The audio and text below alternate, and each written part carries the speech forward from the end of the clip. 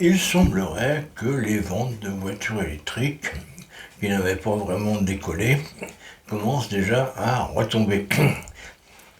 Euh, alors, est-ce qu'il y a une explication? Bah oui, je vais vous la donner, mais de toute façon, je pense que c'est plutôt une bonne nouvelle pour notre balance commerciale,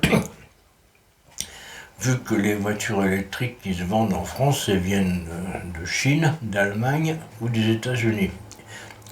Bon, bah, Peugeot, Renault, Citroën, on fait quelques-unes. Apparemment, c'est à la fois cher et pas fiable, donc évidemment, ils n'en vendent pas des manches. Ils en vendent pas des manches. Euh, et à part ça, bon, il y a pourtant une pression absolument inouïe et abjecte avec les ZFE, puisque euh, si vous habitez dans une zone libre, c'est comme pendant la guerre, la zone libre et la zone occupée par les écolos. Donc si vous habitez une zone libre mais que vous travaillez en ZFE, ben maintenant il faudra y aller en patinette. Si la patinette est encore autorisée. À Paris par exemple, c'est de moins en moins évident parce que Anne Hidalgo elle prône le déplacement au fourgon à bestiaux. C'est la seule manière estimable de se déplacer. Sauf pour elle, moi, elle a une voiture avec chauffeur. Bah oui, pas con quand même. Euh, alors sinon, bah, malgré ces pressions, les gens n'achètent toujours pas de voitures électriques. Il faut dire que enfin, ils en ont vendu au départ. Les constructeurs, les importateurs, pardon, en ont vendu au départ aux gens nantis, un peu snob, ou qui voulaient se donner bonne conscience, je sais pas. Ils disaient qu'il fallait vivre avec leur temps, quoi. Quelque chose comme ça.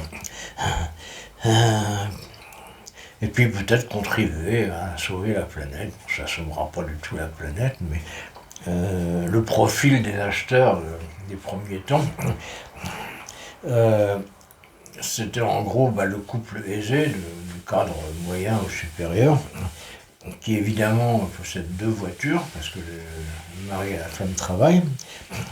Ils achètent un véhicule diesel d'occasion pas cher, et puis un véhicule électrique merdique hors de prix. Et puis ils se démerdent avec ça. En général, ils ont un jardin, ils peuvent recharger dans le jardin. La voiture, évidemment, électrique est hors de prix, c'est abominable.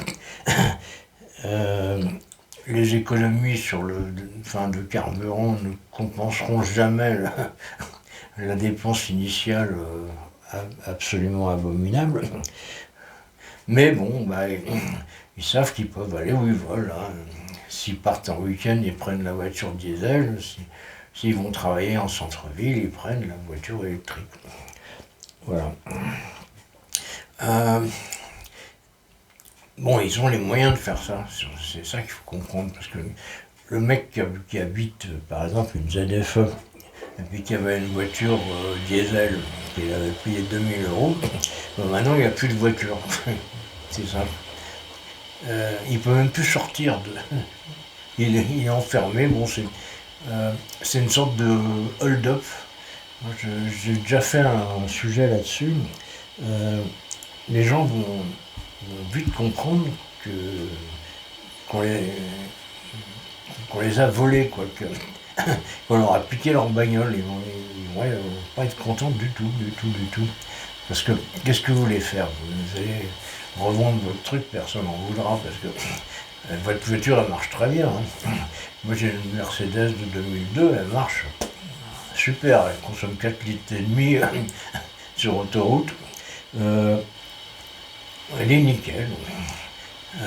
Mais il faut que je la balance. Bon, si je veux aller enfin, je peux pas aller ne serait-ce qu'à Rouen avec. À Paris, on ne prend même pas. Pourquoi? Parce qu'il y a des gens qui ont décidé, même pas en France d'ailleurs, à Bruxelles, je sais pas où, je sais pas à l'initiative de qui, ils ont décidé d'emmerder tout le monde, de ruiner l'industrie automobile européenne, de faire chier tous les prolétaires ou assimilés, euh, tout en polluant encore plus qu'avant, hein, parce qu'il faut pas, en Allemagne, c'est évident, parce que maintenant ils ouvrent des centrales à charbon pour faire tourner leurs voitures électriques.